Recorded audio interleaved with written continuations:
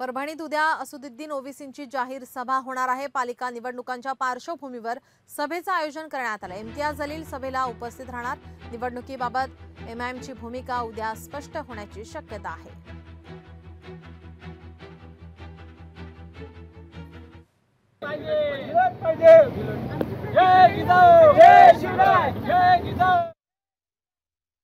इम्तियाज जलील सभेला उपस्थित राहणार आहेत। परभणीत उद्या असुद्दीन ओवेसींची जाहीर सभा ही पार पडणार आहे।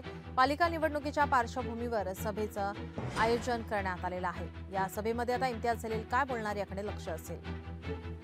येत्या निवडणुकीमध्ये महापालिकेत महापौर एमआयएमचेच राहील। तुम्ही याची एक दक्षता घ्यावी आणि लोकांच्या समोर आम्ही जाऊ मॅनिफेस्टो घेऊन।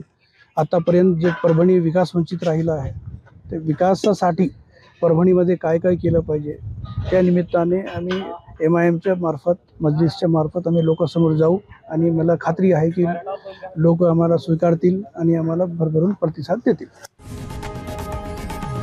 लोकशाही मराठी ऐका, पहा, जागरूक रहा।